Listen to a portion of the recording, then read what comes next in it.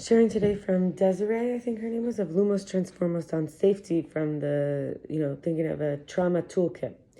Safety being comfort and ease, acknowledging harm, confidentiality, speaking in draft, respecting differences, prioritizing the self and self-care, communal agreement, revision welcoming, taking breaks from cue focusing and speaking up as needed, leading to embodied awareness of experiential consciousness, accessible healing with adapting tools, somatic to emotional, to process, to cognitive, to behavioral, eclectically sensitive, ecosystemic environment.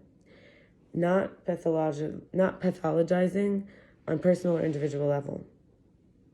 What is resilience? It's buoyancy, inner resourcefulness and support, balance, middle point. Recalibrating rubber band bendiness, homeostasis, bounce back mitigation, preventing harm and capacity to heal. It's like the strong flexibility and endurance is not grit, alchemy, trauma-infused growth, surpassment. Transmission is being in wrong gear frequency, which will cause damage and breakdown. Nothing wrong with that gear to take the break and adjust the appropriate wavelength and energy exchange. So the capacity to change incrementally is needed with new info without so much overwhelm that we can't even change because we can't take in new information. We have to start looking at pre-conscious to super-conscious. 1, stabilization. 2, feeling and noticing. 3, storytelling or processing narrative. 4, integration. 5, regulation. Our social nervous system is fresh, open, relaxed, receptive, soft, settled, and centered. Curious, playful, calm, creativity, self-agency, unguarded, spacious, trusting, graceful, non-expectant, presence, connected to here and now, to self, life, others, totality, versus like the mobilization hack, which is like to order away stress stimulus and desire stimulus, basically activating resistance, the fight or flight, which is urgency, rushing, alarm, loss of self, overwhelmed, cut off, limited, constricted, paralyzed, optionless, stressed, panicky, afraid, pressurized, numb, dissociated, unable to hear normal sound, only high or low, external, chasing, and fragmented, and reactive and out of control. The stress stimulus of the desire stimulus, which is our mobilization hack to order away. For example, in this case, it was like to order away, activating resistance, fight or flight, very much. We utilize this automatic response to focus on the internal track internally toward away direction, and danger and resource, the focus. So whether you're running away from something or running after something. When we breathe, we inhale.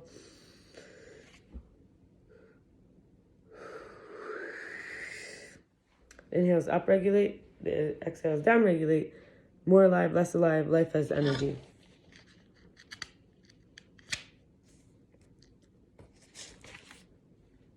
The activating freeze helplessness is depression, guilt, shame, affectless, monotone, hopeless, suicidality, stuck, trembling, heavy, captive, tense, numb, dissociated, tight, blocked, attacked, empty shell. The grounding body, we can do isometric movements, like one for the other side and one for the other side, alternating movements, dancing, tapping, self-massage, arm sweeping.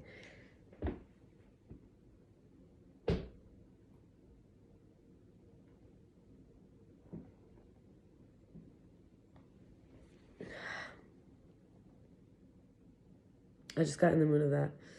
Orientation to environment, crossing the midline, self-stimulating, replacing the volatility with flow and settling, breath work, and invigoration.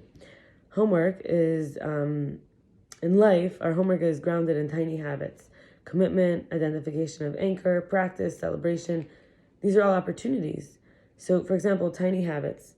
Trusting my intuitive power, ability, buoyancy whenever I'm in doubt. Practicing embodied awareness by doing physical somatic grounding when I feel I'm in alarm or numb. Sharing my state without shame. Identifying if I'm so in a social state or as a social state before being social. Grounding into the limit and discomfort for the grounding into the limit or the discomfort, the edge for the opening.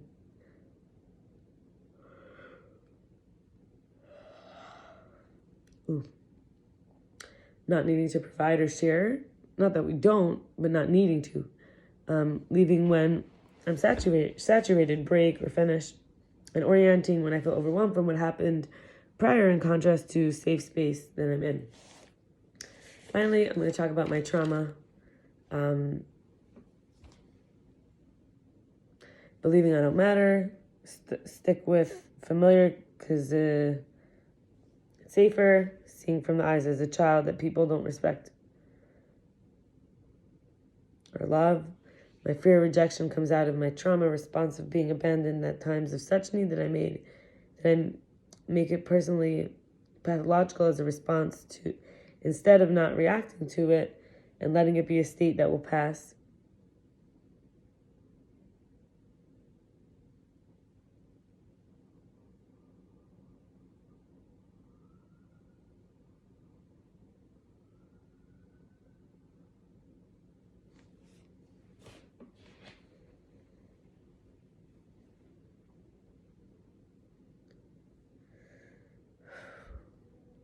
Getting so inside the moment and overwhelmed that I stopped taking in new information from the situation, the environment, and even though if I did, I'd see the stressors are either not true or they aren't what I thought.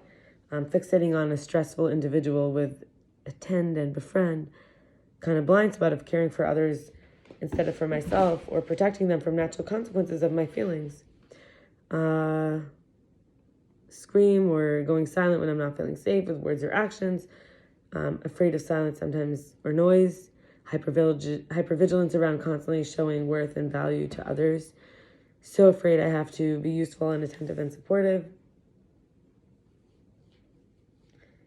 And losing my innocence when I realize I'm not here to be the best compared to others, even though a group always tends to make that system, have a best one to set the standard and so on. I want to wish you a beautiful Shabbos. You should feel turned on by life with love and peace and joy and good company and just deliciousness, cozy, nice vibes. Okay, bye.